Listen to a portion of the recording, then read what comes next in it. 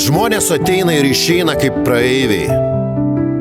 Kai kurie pasirodo kaip šviesa staiga nušviečianti mūsų kelią, o kiti lyg šešėliai, tyliai pereinantis per mūsų gyvenimus, nieko nesakydami, bet palikdami savo pėdsakus. Jie atsiranda mūsų gyvenime, kai mažiausiai to tikimės, ir dažnai išeina tada, kai jų labiausiai reikia. Bet tai jų kelias, o mūsų išmokti su tuo gyventi.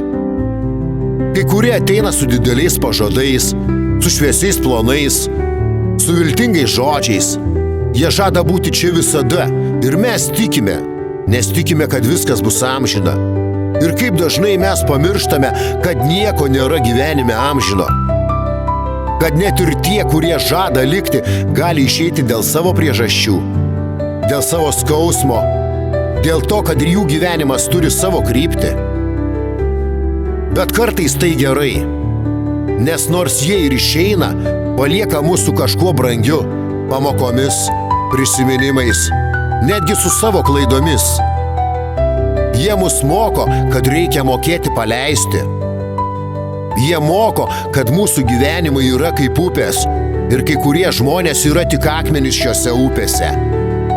Jie formuoja mūsų kelius, bet neišlieka ilgam.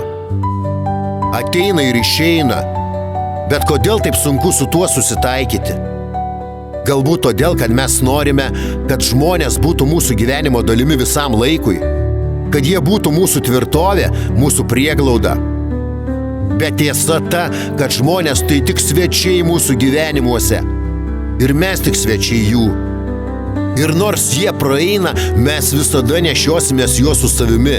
Ne dėl to, kad mes užmirštame jų išėjimą, bet dėl to, kad jų buvimas pakeitė mus.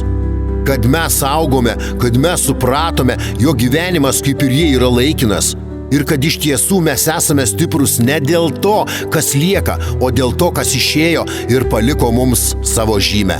Real Dreams.